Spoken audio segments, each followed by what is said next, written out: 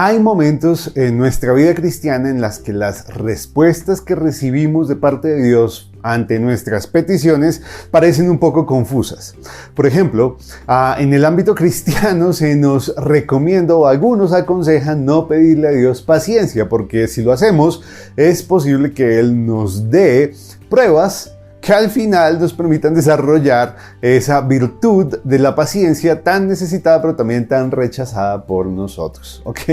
Pues ese es un ejemplo de respuestas que en primera medida pueden parecernos confusas de parte de Dios, pero Él siempre tiene un propósito. Así que el día de hoy queremos considerar esta historia y extraer de ella un principio bíblico muy importante que puede ser de gran ayuda para nuestra vida y para nuestra relación con Dios. Así que por favor, acompáñenos acá en un momento con Dios.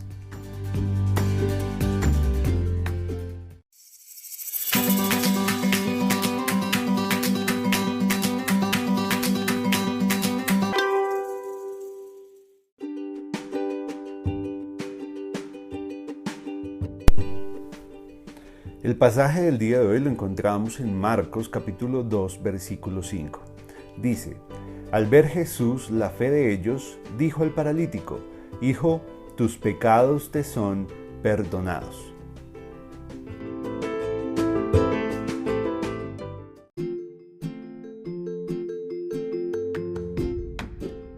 La porción que consideraremos el día de hoy es la historia de un paralítico que fue ayudado por unos amigos para poder presentarse delante de Jesús. Y lo que tuvieron que hacer fue bastante particular, porque tuvieron que abrir un hueco en el techo de la casa en la que Jesús estaba enseñando y predicando, para poder bajar a su amigo paralítico y ponerlo al frente suyo. Cuando Jesús lo vio, lo que le dijo fue que sus pecados le eran perdonados. Obviamente el paralítico iba por sanidad para poder caminar, pero Jesús le dijo: tus pecados te son perdonados. Ahora, uno se pregunta: ¿cómo así? ¿Qué pasó ahí? Pues yo creo que cuando el paralítico escuchó estas palabras, él pensó: Señor, yo vine para que me hicieras caminar, no para que perdonaras mis pecados. Es posible, ¿no? Ahora, esta es una de esas porciones de las Escrituras que nos hacen preguntar: ¿cómo así? ¿O por qué razón, siendo Jesús consciente de que Él le estaba buscando por un milagro de sanidad, le otorgó el perdón de pecados, ¿verdad? Pues debemos entender que Jesús, así como Dios, tiene la maravillosa capacidad de hacer que un solo suceso produzca un impacto amplio que beneficie a muchos y responda a varias preguntas simultáneamente. Y este es uno de esos casos, porque como nos lo dice Marcos, una multitud estaba presenciando ese momento, porque Jesús gozaba de gran popularidad como resultado de sus enseñanzas, de sus obras milagros, y hasta los escribas y fariseos se hallaban allí para presenciar los testimonios de muchos que habían sido transformados gracias a la obra del Señor, y para encontrarse con un milagro que probaría su divinidad y autoridad para el perdón de pecados. Así que Jesús aprovechó ese momento, no solo para obrar el milagro de sanidad que este hombre le estaba pidiendo, sino también para brindarle la reconciliación con Dios por medio del perdón de sus pecados. Porque para Jesús era muy urgente más urgente la vida espiritual del paralítico que su capacidad para ponerse en pie.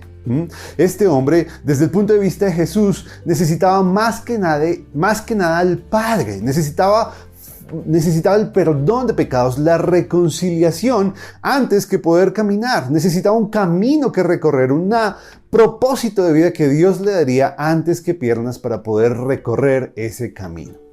Y es por eso que la Biblia nos dice que nosotros muchas veces no sabemos cómo orar, porque nosotros sentimos una cosa, pero Dios sabe que necesitamos otra.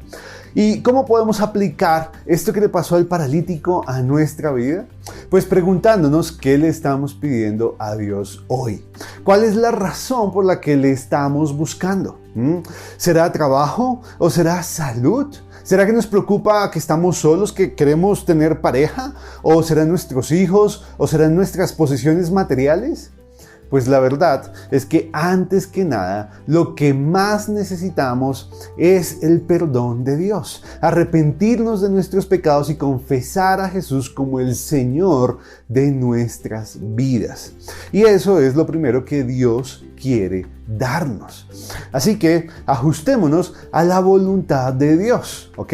Consideremos nuestra vida espiritual antes que todo lo material o todo tipo de otras cosas que creamos que nosotros necesitamos, y más bien busquemos el plan de Dios para nosotros, su perdón, su reconciliación, porque eso es lo más importante que nuestra alma necesita.